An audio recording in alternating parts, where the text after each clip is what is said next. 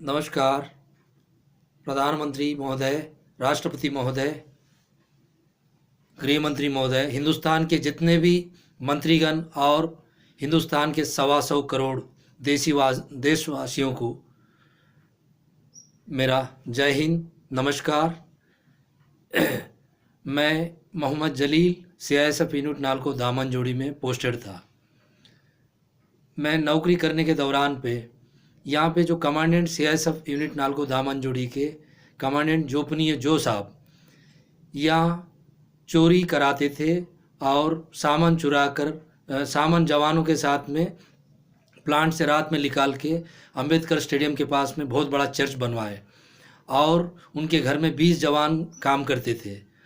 और बुब्बली के पास विजयनगरम डिस्ट्रिक्ट में वहाँ पे एक हमारा एक हेड कांस्टेबल फायर का रामकृष्णा, उसके घर के पास में कमांडेंट साहब को ज़मीन दिलाया। वो यहाँ 5 साल था, 5 साल तक कभी भी वो ड्यूटी नहीं किया था।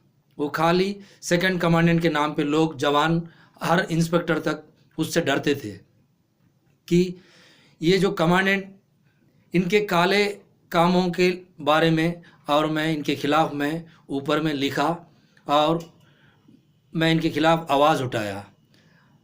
हमें चर्च में बाइबल भी देते थे पढ़ने के लिए, बोले, हमने मना कर दिया, प्रोटेस्ट किया। एक मैं हूँ, एक अनिल कुमार, सत्येंद्र कुमार, सुभाष, हम लोग 4-5 लड़के थे, हम लोग विरोध किए।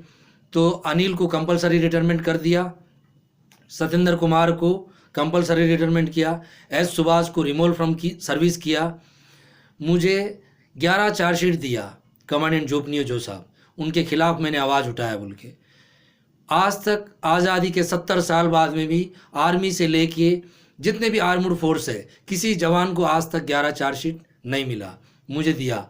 तो मैं इसके खिलाफ़ 25 मार्च 2013 को तत्कालीन गृह मंत्री कांग्रेस गवर्नमेंट के उनको जाके मिल के मैं उनको बताया तो जब गृह मंत्री महोदय बोले कि मैं इसकी जांच करवाऊंगा, आज तक उसकी जांच नहीं हुई।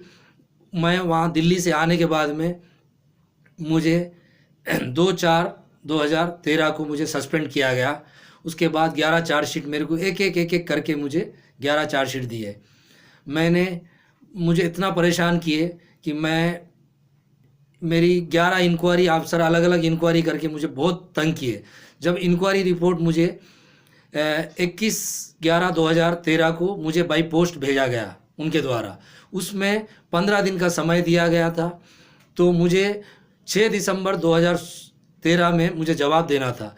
मुझे जवाब देने से पहले ही मुझे डिसमिस फ्रॉम सर्विस किया गया।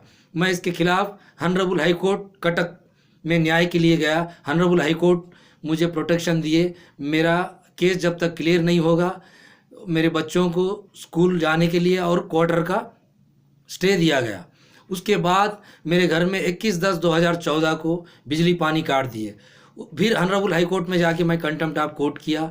तो हॉनरेबल कोर्ट कमांडेंट साहब को 5/11/2014 को कोर्ट में बुलाया गया। वहाँ आके माफ़ी, गलती हो गई बोल के माफ़ी मांग के चले गए। फिर हॉनरेबल हाई कोर्ट के आदेश का फिर अवहेलना किए। 28 मार्च 2016 को मेरे बच्चों को स्कूल जाने के लिए स्कूल बस में नहीं चढ़ने देते थे, हमारा मेडिकल फैसिलिटी बंद कर दिए। उसके बारे में फिर मैं हॉनरेबल हाई कोर्ट गया। तो 6 दिसंबर 2016 को फिर मेरे बच्चों को स्कूल जाने के लिए और मेरा मेडिकल इलाज के लिए हॉनरेबल हाई कोर्ट ने आदेश किए। और 21 दिसंबर 2016 को कमांडेंट साहब को कोर्ट में अपीयर होने के लिए बोला गया। उन्होंने कोर्ट में अपीयर नहीं किए। इतना जो अत्याचार प्रताड़ित मुझे किया गया, मैं प्रधानमंत्री, राष्ट्रपति महोदय को दिल्ली जाके गृह मंत्री, गृह राज्य मंत्री, हिंदुस्तान में जितने भी मंत्रीगण हैं सबको जाके मिला। मैं तेलंगाना का रहने वाला, मेरे MP, कई MP लोग जो है गृह मंत्री साहब को लेटर लिखे। एक आंध्रा के जो है एर्रम नायडू साहब जो है वो भी, असदुद्दीन ओवैसी और जितेंद्र रेड्डी साहब, बहुत सारे MP गृह मंत्री साहब को लिखे। निनोन हियरिंग साहब, कई लोग लिखे हैं कि मेरे साथ जो अन्याय किया गया इसकी जांच सेंट्रल से कराया जाए बोल के प्रधानमंत्री महोदय को लिखे। वो लिखने के बाद में प्रधानमंत्री साहब राष्ट्रपति महोदय के यहाँ से लेटरां जो है हमारे गृह मंत्रालय को भेजते हैं। गृह मंत्रालय से वो हमारे डीजी साहब के पास जाता है। डीजी साहब के यहाँ से ये जो कमांडेंट जो चोर लुटेरा है उसी कमांडेंट के पास भेजते हैं। वो कमांडेंट मेरे को 6 बार लेटर जवाब दिया है, आपने जो भी आरोप लगाए हैं वो निराधार है बोल के। हमारी जो कॉन्स्टिट्यूशन ऑफ इंडिया, जो भारत की संविधान में जिसके ऊपर आरोप है, वो न्यायाधीश नहीं हो सकता है।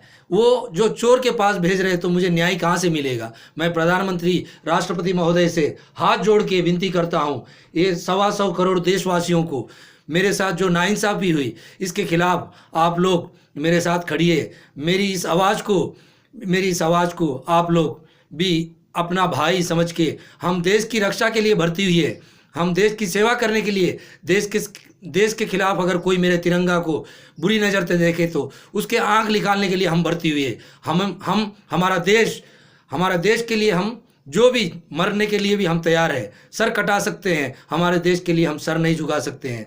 ऐसा जवान मैं हिंदुस्तान में कोई ऐसा हथियार नहीं, हर हथियार मैं चला पाता, बम भी बना सकता, बम भी मैं डिस्पोज कर सकता। मेरे जैसे जवान को डिसमिस फ्रॉम सर्विस किया।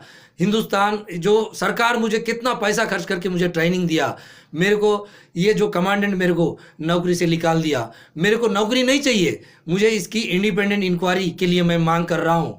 आज तक मैं 4 साल से मारे मैं भटके घूम रहा हूँ। मेरे पास इतना सबूत है। ये कमांडेंट के ऊपर इतना ये गलत कर रहा तो इसके ऊपर ना विजिलेंस, सीबीआई, किसी का भी आज तक छापा नहीं मारा गया। क्यों?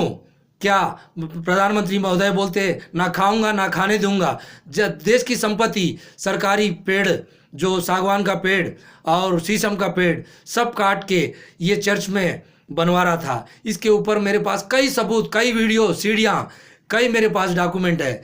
इसकी सोशल मीडिया के भाइयों बहनों और मीडिया के लोगों को मैं हाथ जोड़ के विनती करता हूँ, मेरी आवाज़ प्रधानमंत्री राष्ट्रपति महोदय तक पहुंचाइए। मेरे साथ नाइंसाफ़ी हुई। अगर मेरे ऊपर 11 चार्जशीट में सेंट्रल से जांच कराने पे एक भी आरोप मेरे ऊपर सिद्ध हुई तो हिंदुस्तान की जनता के सामने, मेरे बच्चे और मेरी फैमिली के सामने इंडिया गेट के ऊपर फांसी दीजिए। एक याकूब मेमन के लिए हिंदुस्तान की अदालत, सुप्रीम कोर्ट रात को 12 बजे खोल के उसको फुल अपॉर्चुनिटी दिया गया। क्या मैं हिंदुस्तान के लिए शपथ लेके आया देश की सेवा करने के लिए, आज तक मुझे न्याय नहीं मिल रहा। क्या प्रधानमंत्री महोदय जवानों के साथ जाके दिवाली मनाते हैं? प्रधानमंत्री साहब, मैं भी आपका जवान हूँ, मेरे साथ नाइंसाफ़ी हुई, आप मेरी न्याय दिलाइए, इंडिपेंडेंट इंक्वायरी कराइए। जय हिंद, जय भारत।